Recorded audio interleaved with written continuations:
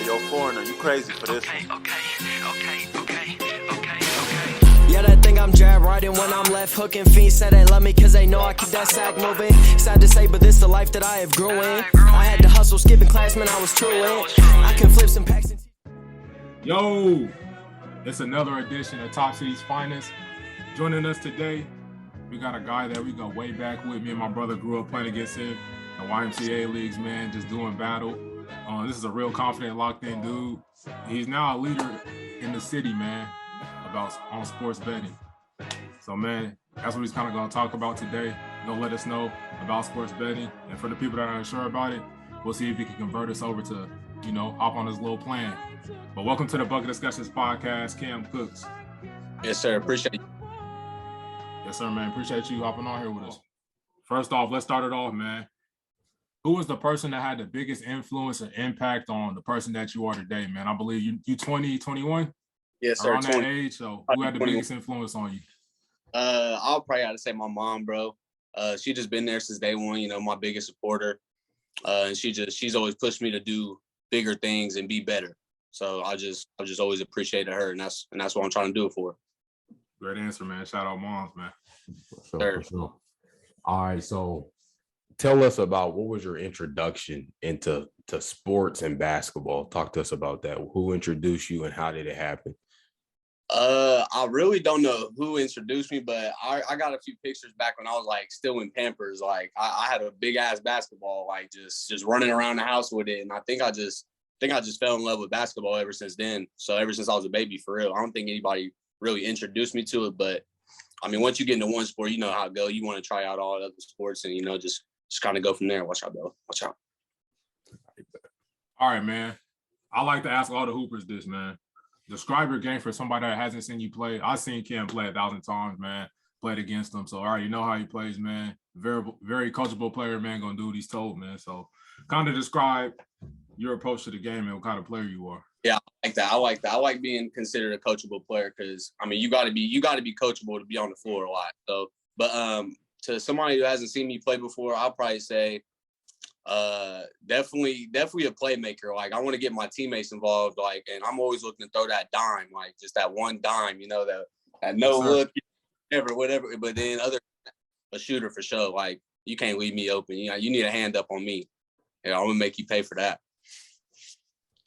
All right, that's a phenomenal answer. So, talk to us about who's your favorite teammate. Like, who's the funniest, your favorite teammate that you ever play with, the one that's gonna get it done out there on the court. Talk to us. This is too hard to just name one, so I'm gonna name a few. But I gotta go with my guy Los. He's up there for sure. He just knows when to cut and he's just always there. Like, and we just always crack jokes and everything on the court during the game, whatever. And then I gotta go with Joe Barry. I gotta give a shout out to him. He's one of the smartest players I play with, and he's always in the passing lanes, always looking to get that breakaway dunk with his long arms. Joe is definitely one of my favorites as well. And then I probably got to go. My man Elias Watson. We played AAU together with Frank, so we were just always playing pretty much the same way for real. I'm just pressing full court and just getting in people for real. And then I got to give a shout out to Bebe too. Bebe, he's also one of the smartest players I play with, and he's always locked in when he's on the court. So yeah, but probably them. There's a lot more. There's so much talent that's gone through here. So much talent we've all played with together. But yeah, those are probably who I'll go with. Man, for sure. Shout out to them guys. Yes, sir. But let's jump to high school, man. You played for the Topeka High basketball. You played in that program. Kind of describe what your experience was like. My experience, I mean, it was pretty fun. I mean, basketball was probably the funnest time during school. Like knowing that, like, oh, we got a game this day, we got practice every day, we with the guys every day. Like, get to leave early for school some days. But I would say basketball at Topeka High, it was a pretty good experience. I wasn't really a fan of the coaching change that happened. I think they should have just rocked out with Denny. I mean, they've had 3 coaches in the past 3 or 4 years or so now. Like, I don't really think they should have moved on from Denny like that, because he knew the system, he knew all of us. And if anything, they should have brought in Rob. He was with the school coaching on his coaching staff with Denny for a while, and he was the next man up. He should have been him, and he had a huge connection with all of us players already. So I feel like it would just blended right in and been perfect. And we probably would have fucked around and won junior year, and we should have won sophomore year too. But yeah, but I would say Topeka High basketball, I had a pretty good time those 4 years. All right, man. Now let's talk about Topeka High as a student. What was your experience like as a student? Oh yeah, Topeka High as a student. Oh yeah, that brings up some good memories, some great memories. Yeah, no, I being a Trojan, it was definitely one to remember, and something I'll carry with forever. Like, the running of the halls, just the whole atmosphere of the part, and then. I mean, obviously, before they like close off the dungeon and all this shit and like that, we couldn't go in there during lunch. But no, just being at the school and being a Trojan, it was pretty fun. I wish I could go back. I bet everybody does, but I wish I could go back. Like that shit was lit. Now, bro, let's get to the main subject matter, sports betting. That's something I've been wanting to like kind of get into for a while now, but like I just didn't quite have that knowledge. I was kind of hesitant, like, damn, I don't know if I should really jump out there, bro. Like, am I gonna lose my money?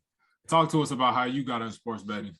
All right, so I got on sports betting probably about last year, close to around this time. I would say like mid-March Madness of last year. But yeah, probably around this time, and I just kind of hopped into it, and I mean, it was just always one of those things that kind of like stuck out to me. Like, I mean, I love sports, and I mean, everybody loves money, so like, why not combine the two? You feel me?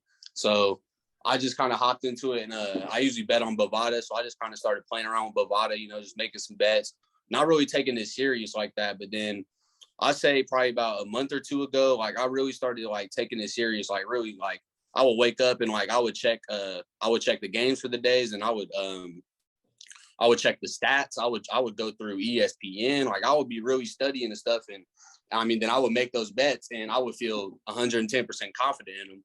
And I mean, usually they hit. I mean, they was hitting. So then I was just like, all right, if I can really get this going, like if I can really start hitting on these, I'm gonna see if other people be interested. So I started, I made a little Snapchat a while back ago, but not really many people was messing with it. But I mean, it's hard to be organized on Snapchat like I am on Telegram now, and I'll get to that later.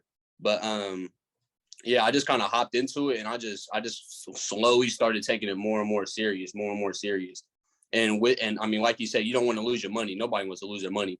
But when you risk manage and you stick to a unit system or you stick to a system, you don't chase your losses. You don't, I'll lose $100 this day. I'm gonna go and try and triple back tonight on the NBA game tonight, and I'm gonna try and win all that money back plus some. That's not how you win money. That's how you lose a lot of money. But yeah, no, I just kind of hopped into it and just started learning more and more about it every day. All right, bro. So before we move on to this next topic, we know you be doing the sports betting, so you got to have some pretty good predicting skills. Who you have meeting in the NBA Finals this year? Who wins it all? Oh, that's a good one. That's really tough, especially out east, because there's literally 4 teams I think out east that are all like top contenders right now. And that's the 76ers, and then the Nets we've seen, and then I got the Celtics, and then the Heat. They're looking dangerous too. So I mean, out of them 4, I'll probably let y'all know, but. Out west, I either got the Warriors making all the way. I just think they're kind of dangerous right now. I mean, I know the Warriors kind of slept on, but especially without Wiseman, they're really true big. But no, just Jordan Poole, Curry, and Clay, they can erupt for 50 points each, like any night. So I would say the Warriors out west, or I could go with I really like. Oh, man, that's tough. I really like the Suns, but I would say the Suns. I would say the Suns over the Warriors, but either the Suns or the Warriors out west, and then I'm gonna go. Oh, I forgot the Bucks out east too. I'm gonna go the Bucks or the Heat out east. I can't give y'all a for sure answer on that just because I mean anything can happen, any injuries. It usually comes down healthiest at the end of the year. So, but those are probably my top picks: Bucks and Heat, and then Suns and Warriors out the west. All right, bro. Yeah, that's facts, man. Like. Me, I try to kind of watch Vegas because Vegas, they be ahead of the curve, bro. They know what's going on, man. Yeah, like they had the Clippers on there for a while, and I'm like, I didn't really see that because they were thinking that the Clippers were going to make it out the play-in and Kawhi was going to come. Yeah. No, they wasn't making out the play-in, especially with no PG. Yeah, man. So for those people that are unsure, like me, and hesitant about jumping into the sports betting game, man, what do you want to tell us, man? Let us know about what we should join. You can trust me, and I've been doing a pretty good job recently since I started calling out the picks. I'm 8 for 9 in NBA, so that's like 88%. Like I'm hitting at a good clip. I took my first loss yesterday. I went like on a 7-0 streak, but you can tell with me and just kind of listen to what I do because I drop my analysis with the picks. I'm not just here I'm going with them. Let's rock out. No, I give why like I'm going with tonight. This is posted in my Telegram, but I'm going tonight. I'm going with the 76ers to win and the Warriors to win because I watched both game ones. The Raptors are missing Scotty Barnes tonight and Gary Trent, and I just don't think they can mess with the 76ers. They're too deep. And then the Warriors, they had Jokic running around. He was over there on the bench looking gassed and tired. So I got the Warriors and 76ers tonight, and I literally dropped that in my Telegram with that same analysis. And but other than that, I would say.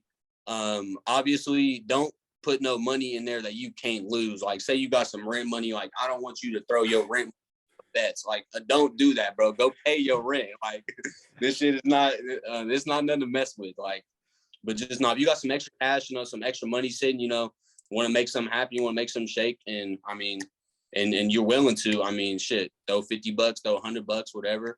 And if you really research and you make smart picks, like there's money in sports betting, like real money, especially when you're sticking to that system. Like I said, like if I lost on the Bucks last night, I didn't go and drop hella money on the Suns, like, or the Suns game, whatever, just because like you don't do that. Like you take your loss, move on to the next day. And like I said, I was 8 for 9, so that one loss I knew it was going to come eventually. But that's what I would say to somebody that's really unsure of it. Just obviously don't throw no money in there that you can't afford to lose. Like, because like I said, sports betting is not guaranteed. But when you put in the research and shit, that's when you really can make some money, when you're making smart picks.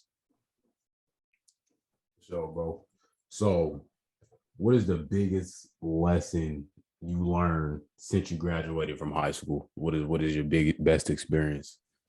I would definitely say that life comes at you fast. Like life comes at you fast as hell, no matter what you're doing. Even if you're in college, I'm not in college personally, but even if you're in college, I know some college students that are going through it just like I'm going through some things out here. You feel me? Like, I don't know, just life hits you real fast, and that to just stick with that, even if you only got one or two close guys, like one or two, or even one, like just stick to that close friend. Like don't try and go hop in no crowds or no groups that you don't really mess with, or they don't really associate with you. Like just stick with your peoples, and even if that's nobody, that's cool as well. Like I'd rather be around nobody than be around a bunch of fakes. Like, so I would just say that, because when you with fakes, bad shit can happen. That's real spill, man.